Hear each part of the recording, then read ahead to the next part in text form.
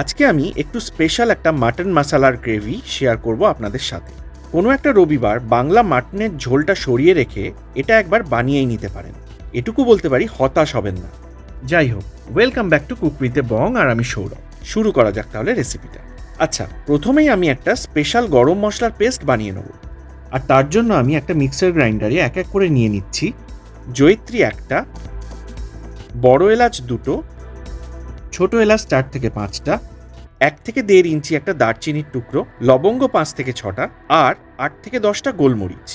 এরপর এর মধ্যে অল্প একটু জল নিয়ে নিচ্ছি, আর এটার একটা স্মুথ পেস্ট বানিয়ে আমি সরিয়ে রেখে দিচ্ছি পরের ইউজের জন্য।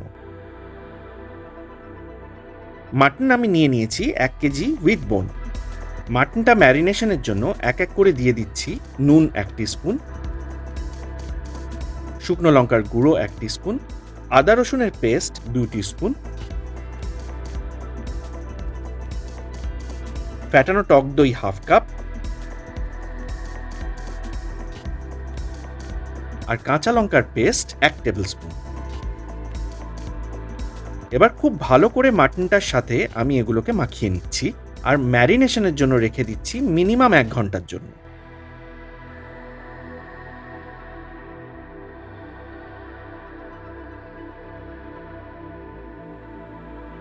এরপর একটা কড়াইতে আমি 6 থেকে 8 টেবিল স্পুন মতো সর্ষের তেল নিয়ে নিচ্ছি, আর তেলটা ভালো মতো গরম হয়ে গেলে ফোড়নে আমি এক এক করে দিয়ে দেবো একটা গোটা জয়িত্রীর 4 ভাগের 1 ভাগ, বড় এলাচ একটা, ছোট এলাচ 3 থেকে 4টে, 1 ইঞ্চির মতো দারচিনির টুকরো, লবঙ্গ 4 থেকে 5টা, আর 8 থেকে 10টা গোটা গোলমরিচ। ফোড়ন থেকে একটা হালকা সুগন্ধ বেরোতে শুরু করলেই আমি কড়াইতে দিয়ে দেবো 5টা বড় সাইজের পেঁয়াজ কুচোনো। একটু নেড়েচেড়ে নিয়েই 1/2 টিস্পুন মতো নুন কিন্তু এই সময় আমাদের দিয়ে দিতে হবে, যাতে পেঁয়াজটা তাড়াতাড়ি নরম হতে শুরু করে। 8 থেকে 10 মিনিট মতো পেঁয়াজটা আমাদের ভেজে নিতে হবে। পেঁয়াজটা হালকা ব্রাউন রং ধরা অবধি কিন্তু ভাজতে হবে। আর এরপরেই আমি দিয়ে দেবো 2 থেকে 3 টিস্পুন মতো আদা রসুনের পেস্ট, আর দুটো মিডিয়াম সাইজের ফাইন করে কুচোনো টমেটো। মিডিয়াম ফ্লেমে এগুলোকেও আমাদের 1.5 থেকে 2 মিনিট মতো মিশিয়ে ভালো করে নেড়ে নিতে হবে। 1.5 থেকে 2 মিনিট পর আমি এক এক করে গুঁড়ো মশলাগুলো মিশিয়ে দেবো। দিয়ে দিচ্ছি 1/2 টিস্পুন হলুদ গুঁড়ো, 1 টিস্পুন শুকনো লঙ্কার গুঁড়ো, ধনে গুঁড়ো দিয়ে দিচ্ছি 2 টিস্পুন, আর জিরে গুঁড়ো 1 টিস্পুন। এবার 30 সেকেন্ড মতো এগুলোকে আমাদের ভালো করে কষিয়ে নিতে হবে, আর অল্প অল্প করে জল মেশাতে থাকতে হবে যাতে তলায় কোনোভাবে ধরে না যায়। আর এইভাবেই আরও 2 মিনিট মতো পুরো মশলাটাকে আমাদের ভালো মতো কষিয়ে নিতে হবে। 2 মিনিট পর আমি এবার ম্যারিনেটেড মাটনটা এর মধ্যে দিয়ে দেবো, আর ভালো করে মিশিয়ে মশলা সমেত মাটনটা আমি মিডিয়াম ফ্লেমে 6 থেকে 8 মিনিট মতো কষাবো।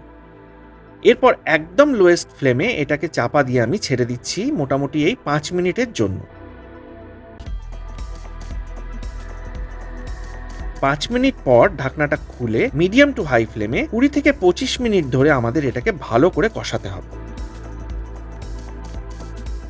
মাথায় রাখবেন, এই কষানোর উপরই কিন্তু নির্ভর করবে মাটনটা কতটা ভালো হবে।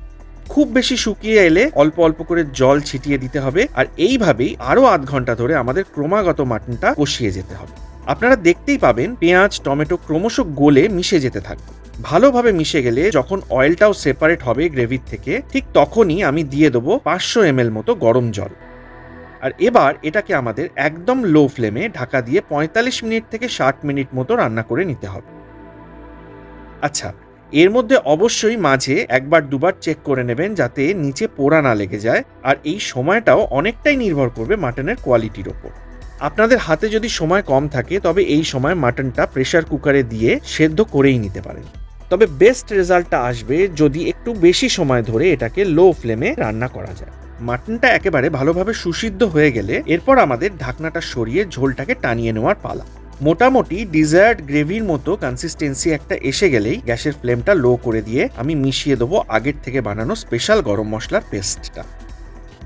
ভালো করে গরম মশলাটা আমাদের নেড়ে মিশিয়ে নিতে হবে, আর সব শেষে বেশ কিছুটা কুচনো ধনেপাতা ছড়িয়ে দিলেই আমাদের কিন্তু একদম রেডি একটু স্পেশাল একটা মাটন মশালার গ্রেভি। রিকোয়েস্ট করছি অবশ্যই একবার এইভাবে মাটনটা ট্রাই করে দেখুন, আর তারপরে আমাকে কমেন্টে জানান কেমন লাগলো। রেসিপিটা ভালো লেগে থাকলে সাবস্ক্রাইব, শেয়ার আর লাইকটা করতে কিন্তু ভুলবেন না। আর নোটিফিকেশনের বেল আইকনের অলটাও প্রেস করে দেবেন। আজকে তাহলে এই অবধি। নেক্সট আবার আসছি দারুণ কোনো একটা রেসিপি নিয়ে।